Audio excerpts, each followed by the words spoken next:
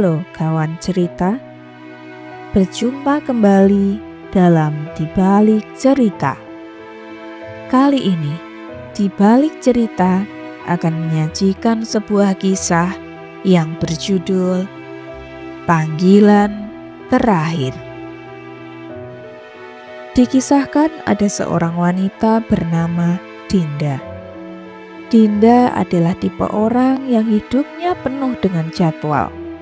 Bangun pagi, kerja, pulang malam. Setiap menit terasa berharga. Dan di sela kesibukannya, ponsel Dinda hampir selalu bergetar oleh nama yang sama. Ayah. Telepon, pesan singkat, video call. Awalnya Dinda masih membalas. Namun lama-lama ia mulai merasa terganggu. Baginya perhatian itu terasa berlebihan. Seolah ayah tidak sadar bahwa Dinda sudah dewasa. Bukan anak kecil yang harus ditanya sudah makan atau belum setiap hari. Pada teman-temannya Dinda sering mengeluh tentang panggilan yang datang di waktu yang salah. Tentang pesan sederhana yang terasa mengganggu. Dan tanpa ia sadari, balasannya semakin singkat dan panggilan semakin sering dia abaikan. Malam itu hujan turun pelan. Kota terasa lebih sunyi dari biasanya. Dinda baru saja merebahkan diri di kasur kamarnya ketika ponselnya kembali bergetar. Video call dari ayah. Ia menghela napas panjang. Rasa kesal muncul sebelum rasa rindu sempat tumbuh. Dengan gerakan cepat dan tanpa berpikir panjang, Dinda segera mengangkat panggilan itu. Lalu wajah ayah muncul di layar. Ia duduk di kursi kayu ruang tamu rumah lama. Lampu kuning menggantung di atas kepalanya, menyinari wajah yang terlihat pucat. Ayah tersenyum. Tidak bicara, tidak bergerak, dan tatapannya lurus ke arah kamera, seolah menatap Dinda dari jarak yang sangat dekat. Tidak ada suara hujan, tidak ada suara televisi, tidak ada suara napas, hanya gambar yang terlalu tenang. Dinda pun tidak menyapa, ia juga tidak bertanya. Ia membiarkan panggilan itu berjalan sambil membuka aplikasi lain. Sesekali matanya melirik ke layar. Ayah masih di sana, masih tersenyum, masih diam, tidak berkata-kata apapun. Senyum itu tidak berubah sedikit pun. Merasa janggal sekaligus terganggu, Dinda akhirnya menutup panggilan itu sendiri. Tanpa pamit, tanpa kata, dan berlalu begitu saja. Pagi datang terlalu cepat.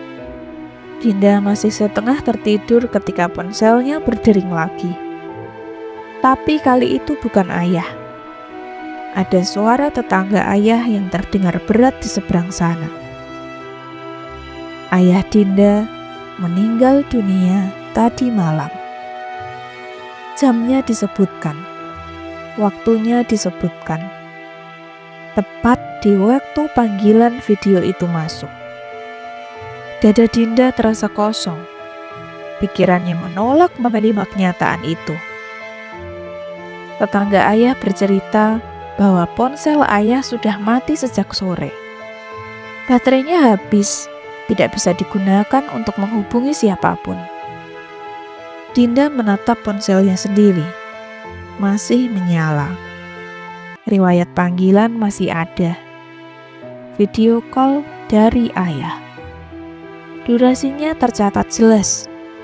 Tangannya mulai gemetar, dan Dinda pulang ke rumah ayah untuk pemakaman.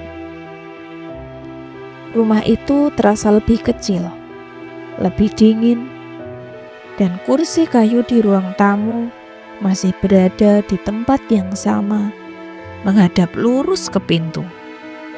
Posisinya persis seperti di layar ponselnya malam itu. Dinda berdiri lama di depan kursi tersebut, tanpa berani duduk. Dan di kamar ayah, Dinda duduk sendirian. Ia membuka ponsel dan membaca ulang semua pesan ayah. Tentang makan, tentang hujan, tentang kabar sederhana, pesan-pesan yang dulu terasa mengganggu, kini terasa sangat sunyi. Dan setelah pemakaman, Dinda kembali ke kota.